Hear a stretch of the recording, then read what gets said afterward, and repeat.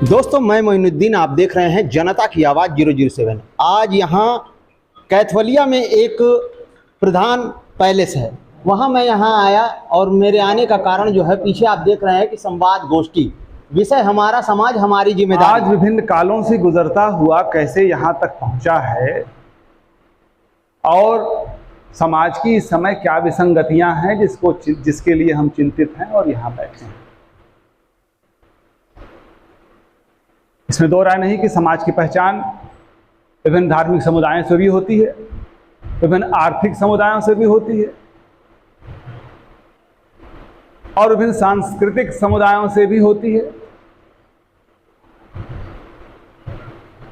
जिस वसुधैव कुटुंबकम की बात अभी G20 में हो रही है, तो इसमें दो राय नहीं है कि ये एक परिवार तो था ही, है ही। ये तो ये 70 साल, 80 साल, 100 साल का ये डेवलपमेंट है कि अब वीज़ा है, पासपोर्ट है, आना जाना नहीं है, चेक करके आना है, तमाम सेनाएं हैं ये लगी हैं। अन्यथा आप जब इतिहास को उठा के देखते हैं, भारतीय इतिहास को, तो तमाम लोगों का आवागमन अपने प्रोड्यूस को लेकर के, अपने पैदावार को लेकर के, जिसके पास जो कुछ है बेचने को लेकर के, जैसा एक संस्कृति और एक राजनीतिक समूह भी बन रहा था यहाँ के ऊपर, एक राजतंत्र यहाँ कायम हो चुका था मगध में। तो घोड़ा भी चाहिए था, हाथी भी चाहिए था, तो लोग घोड़े लेके आ रहे हैं बेचने के लिए, कोई कुछ लेके आ रहा है, कोई सामान रखना है तो मिट्टी के तरह तरह के कलाकार लेकर के आ रहे हैं, कैसी कैसी मिट्टियों के बर्तन लेके आ रहे हैं। तो ये आज नहीं, हजारों हजार साल से, from the very beginning of the time unknown, जब आप समय को नहीं पहचानते, जब समय को आप मौसमों से गिना करते थे, आज की तरह घड़ी नहीं थी। जब कोई फसल हुई तो समझ में आया कि ये फूल खिला तो ये सीजन था, और फिर दोबारा यही फूल उस सीजन में गया तो ये साल पूरा हुआ। तो तब से आ रहे हैं, जा रहे हैं, कोई रोक छेक किसी प्रकार की नहीं थी। और इन संस्कृतियों के मिलाप से, मिल से विभिन्न संस्कृतियां, विभिन्न समूह आते रहे, मिलते रहे और सबके लिए स्थान था। कोई किसी के लिए ऐसा नहीं था कि नहीं, कोई बंदिश थी कि आप ना आए। और वो जो आता था, रहता था, तो वो एडजस्टेबल था। हमें आवश्यकता थी, हमें जरूरत थी, हम सबको जरूरत थी।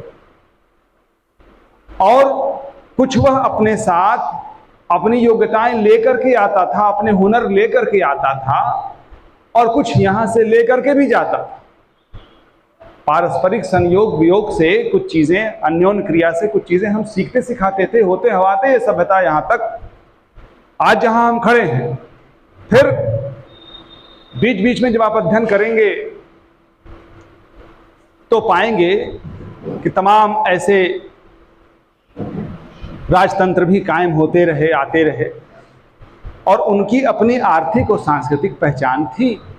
उसमें कोई दिक्कत नहीं थी, किसी को कोई दिक्कत भी नहीं थी।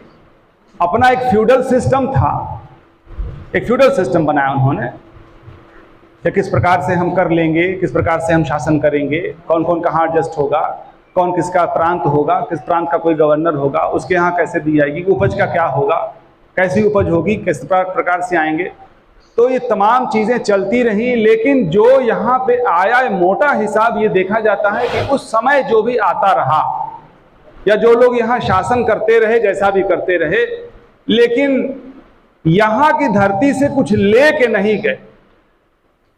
जो रहे, जो कायम किया, खाया पिया, बनाया, यहीं मर गए, यहीं दफन हो गए, यहीं खत्म हो गए।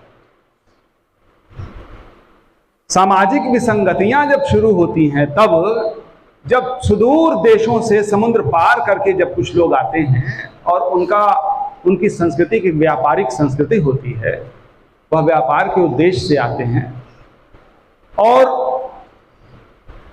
फिर उनका उद्देश्य ये नहीं होता है कि हमें इस समाज में के अंदर आकर के समाहित होकर कुछ एडजस्ट हो जाना है, हमें भी, हम रह जाएंगे यहाँ के ऊपर, कोई दिक्कत नहीं है, और अपने ताने बाने बुन लेंगे। अमीर खुसरो की बात आई, किसी ने बात की थी, वो अगर कहा जाए तो उस मेल जोल की संस्कृति के अभिभावक हैं, वो मेल जोल की संस्कृति के प्रतिनिधित्व करते हैं। मन तू शुद्धम तू मन शुद्धि, मन तन शुद्धम तू जा शुद्धि, ताकस न गोयत बादजा मंदी गरम तू दी गिरी। मैं तू हूं तू मैं हूं, और इस कदर मेल मोहब्बत हो गई कि कोई कह ना सके कि मैं तुम अलग हो और मैं अलग हूं। मन दीगरम तू दीगरी, मैं अलग हूं तू अलग है। वो प्रतिनिधित्व कर रहे हैं उस चीज का। निजामुद्दीन औलिया की बात भी आई थी, उन्हीं के शागिर्द थे, उन्हीं के यहाँ महफिल जमती थी, उन्हीं से सीखा था जो कुछ सीखा था अमीर खुसरो ने। तो वो भी समाज था जहां किसी को कोई दिक्कत नहीं थी।